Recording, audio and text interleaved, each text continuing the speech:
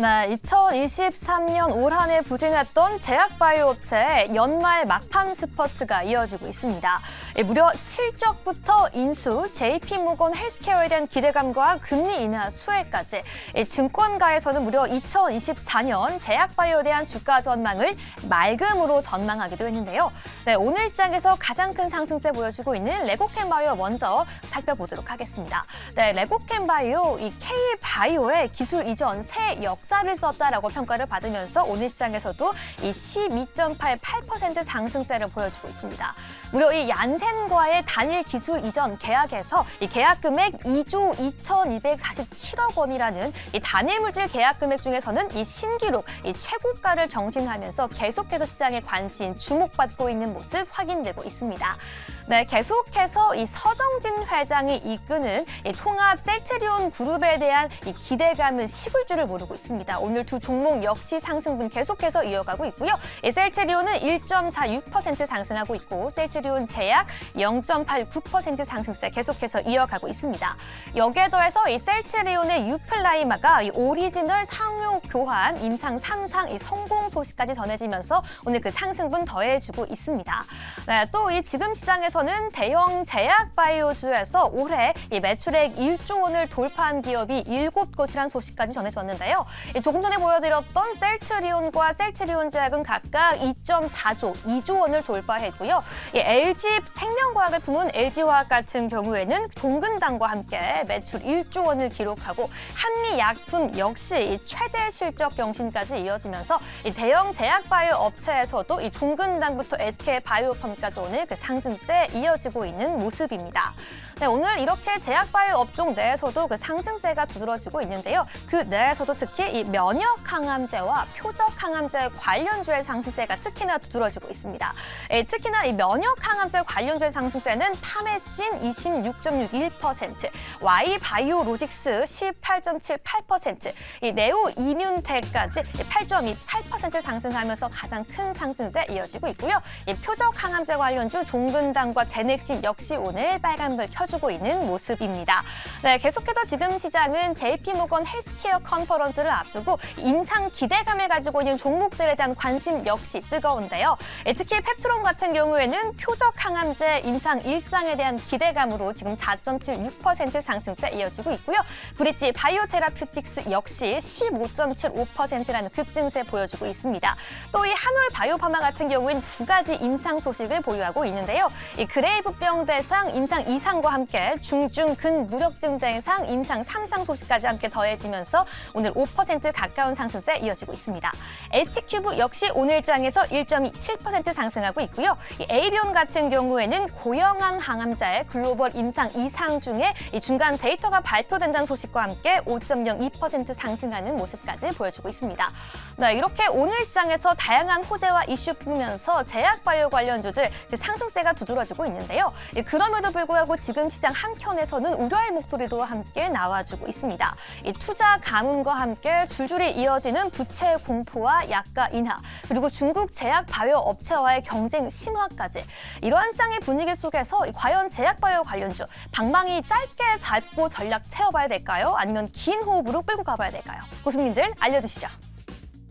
네, 내년에 과연 우리의 포트폴리오 안에 제약바이오주를 얼마나 담아두는 게 좋을까요? 올해도 시장에 있어서의 업종의 순환매가 나타나고 뭔가 주도주를 또 찾을 때 바이오는 항상 후보군에 올라와 있었지만 주도주까지는 되지 못했는데 연말 들어서면서 분위기가 조금씩 달라지고 있는 것 같습니다. 일단 좋은 소식도 좀 전해지고 있는 것 같은데요. 첫 번째로 제약바이오 기업 가운데 레고캠바이오가 2조 2천억 규모의 기술 이전 소식이 전해지고 있죠. 어디에 기술 이전을 한다라는 거죠? 이게 일단 새로운 역사를 썼네요. 새로운 역사까지 규모 사상 최대치니까요. 지금 그 존슨앤존스 자회사인 얀센 바이오텍의 기술을 이전하는 계약을 이제 체결하면서 이 소식에 지금 주가가 많이 오르고 있지 않습니까? 그 물질은 그 고형암 대상 항체 약물 접합체 ADC라고 하는데 ADC 치료제 후보 물질인 LCB84를 기술 이전하는 계약을 체결한 겁니다. 총 계약 규모는 2조 2,400억 원, 선급금이요 1억 달러, 1,300억 원 받게 되고요. 이 밖에 뭐 단독 개발에 따른 권리 행사금 2억 달러, 개발 허가 상업화에 따른 단기별 마일스톤 이게 14억 2,250만 달러. 뭐 그 외에 경상 기술료는 이제 합의된 비율로 계속해서 받아가는 그런 구조가 되겠고요. 규모도 그렇지만 계약 내용도 역대 바이오 단일 기업 계약 기술 수출 계약사상 뭐 최고의 성과다 이런 평가가 나오고 있습니다. 네, 이게 지금 사실 당장 2조 받는 게 아니라 말씀해 주셨던 것처럼 계약금 명목으로 한 1,300억 먼저 받는 거예요. 네. 뭐 10%면 10%지 왜 1,300억 정도인지는 모르겠지만 어쨌든 단계별로 받는 거라면 지금 사실 당장 올라타는 건 조금 위험할 것 같기도 한데 김종현 교수님 어떻게 보세요? 근데 뭐 마찬가지죠. 뭐 종근당도 얼마 전에 발표했지만 여기는 한 10% 정도의 마일스톤을 먼저 받았고 네. 여기는 뭐 10%에 훨씬 못 미치는 걸 받았다라고 하는 것은 결국 얼마나 받았느냐의 그 금액의 차이가 현재 얼마나 믿고 있는지를 의미하는 것과 같다라고 보시면 될 것 같습니다. 그래서 과거에는 우리나라도 이렇게 뭐 마일스톤 얘기만 나오고 애로 얘기만 나오면 뭐 항상 뭐 주가가 뭐 상한가 가는 그런 모습을 보여주었지만 이제 여러 번의 경험을 통해서 어느 정도의 금액으로 나눠봤는지 그다음에 인상 단계마다 또 어떠한 모습을 보일지가 과거 이제 사례들이 많이 쌓여있기 때문에 과거처럼 뭐 이런 소식이 나왔다고 해서 모두 흥분해서 달려들기보다는 최근에 레고캠바이오나 HLB 같은 종목군들도 셀트리온 헬스케어라고 하는 종목이 사라지면서 수급적인 이슈까지 작용하면서 주가가 좀 올라왔지 않습니까? 네. 그러니까 이런 부분들을 반영하면서 주가가 이미 올라와 있기 때문에 과거처럼 이렇게 일방적으로 흥분하는 모습은 보이지 않고 있다는 것이죠. 그다음에 레고캠바이오 같은 경우에는 이렇게 기술 이전과 관련된 소식들이 과거부터 쭉 이어져 왔고 앞으로도 몇 가지 기대되는 것들이 있기 때문에 뭐 좋은 가격에 이 종목을 보유하고 계신 분들에게는 뭐 오늘의 변동성에도 불구하고 더 가져갈 만한 종목이라고 생각합니다.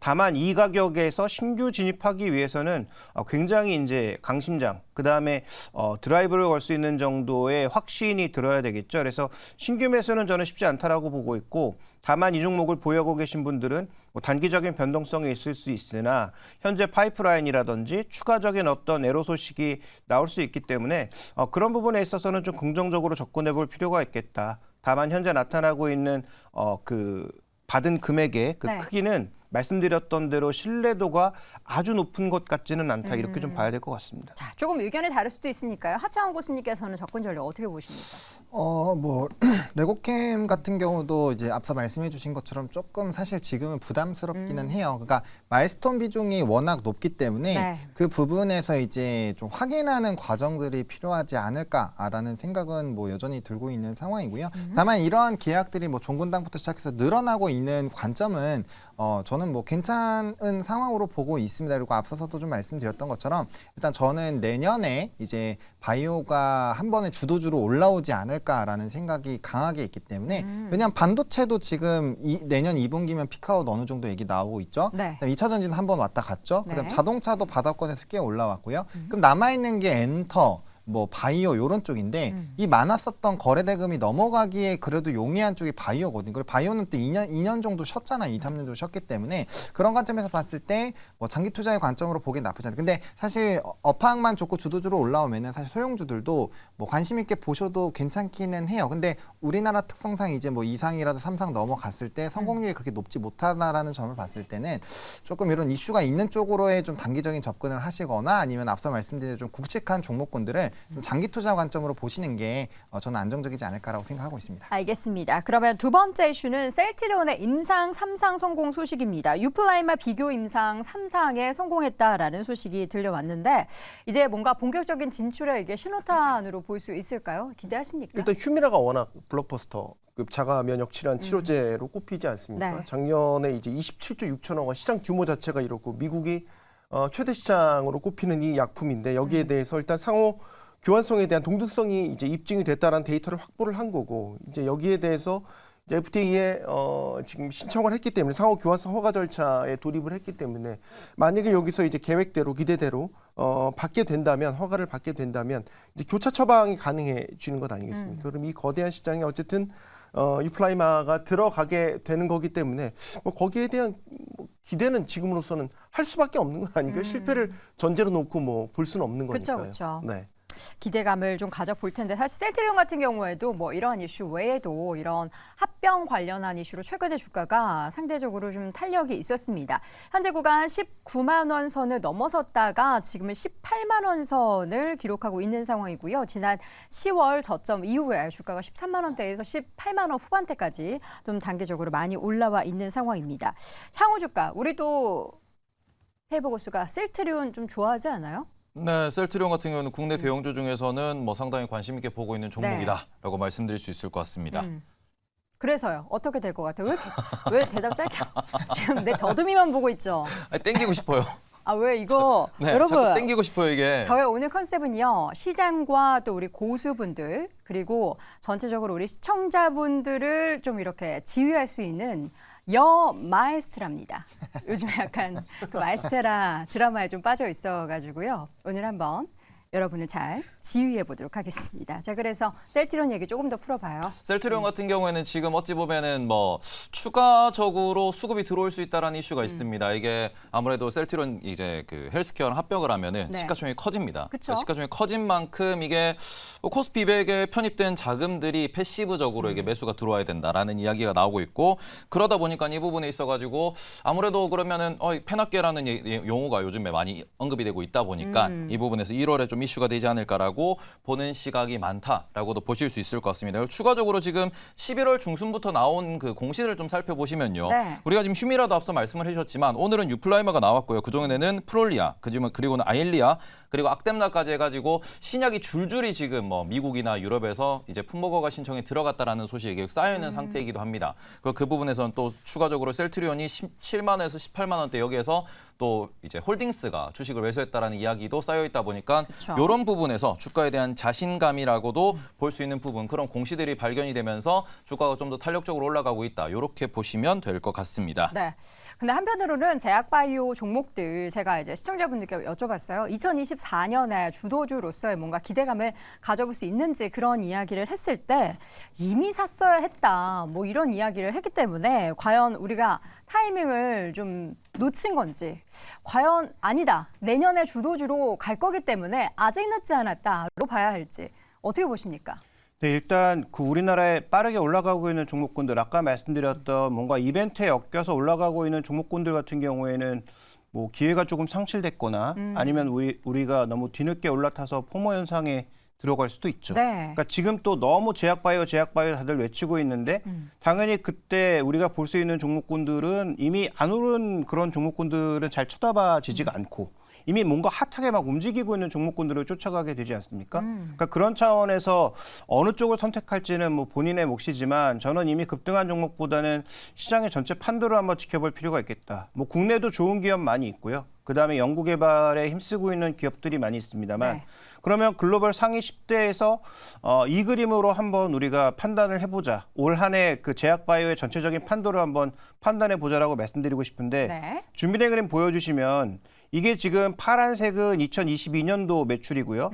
그다음에 하늘색으로 표시되고 있는 건 2028년도 매출입니다. 보라색과 하늘색. 아, 네. 보라색으로 보이시는군요. 저는 파란색으로 보이는데. 네. 비슷합니다. 네. 어쨌든 파란색, 하늘색으로 우리가 봤을 때 2022년, 2028년이거든요. 네. 이 화이자고요. 그다음에 이쪽에 있는 두 기업이 올해 역전의 용사였던 노보 노디스크와 일라이 릴리입니다.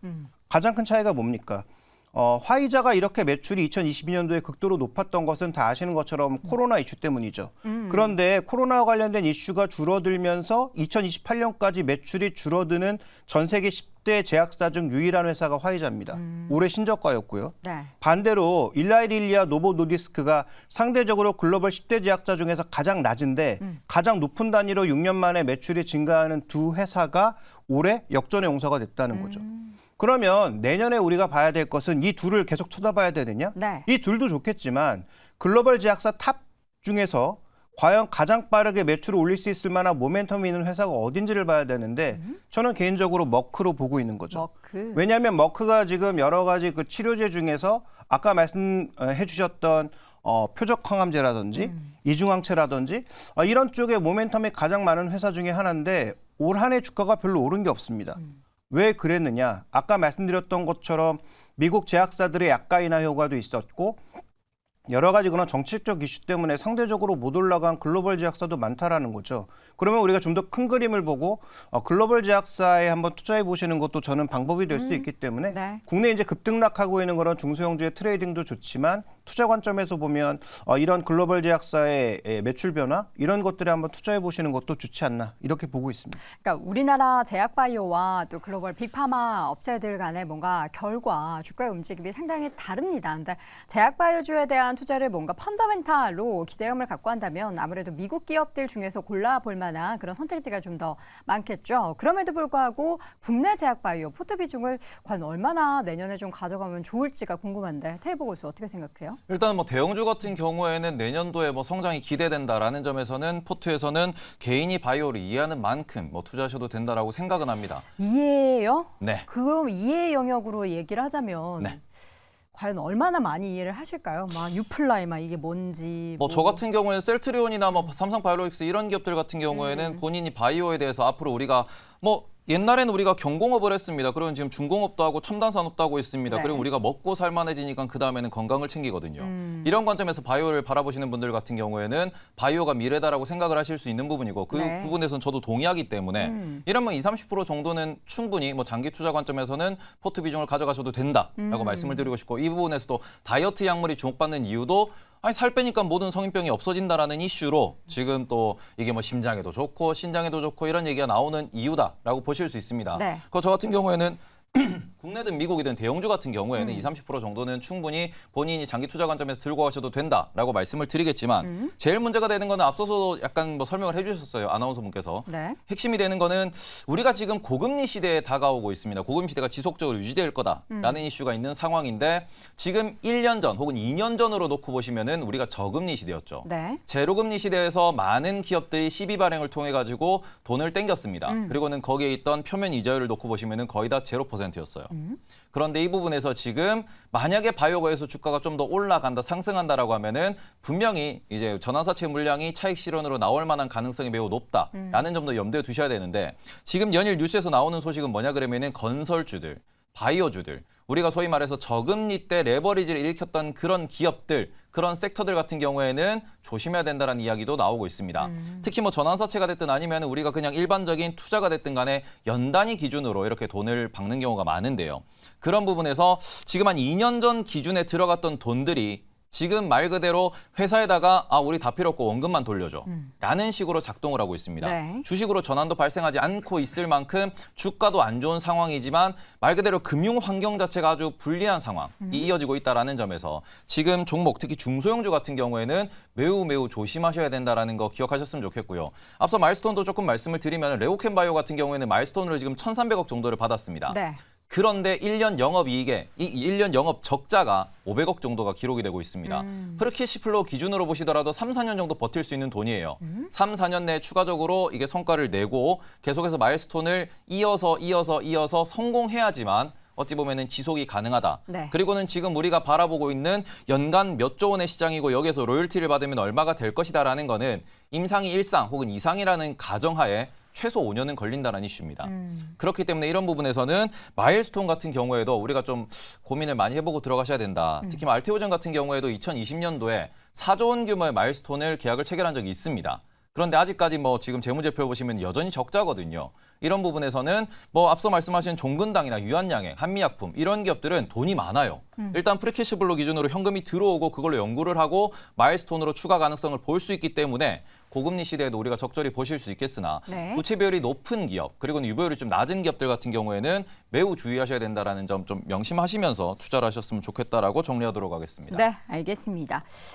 바이오주는 뭐 늘 이야기하지만 옥석이 정말 명확하게 가려집니다. 물론 가만히 있다가 갑작스럽게 새로운 이슈와 함께 주가가 급등하는 종목들이 있는데 그건 우리가 또 어찌 알고 그런 거를 따라가겠습니까? 어쨌든 내년 시장에 있어서도 우리가 올해처럼 기대감을 가질 만한 이슈들이 많이 생겨나기를 바라보도록 하겠고요. 네 분의 의견 다시 한번 정리해 보겠습니다.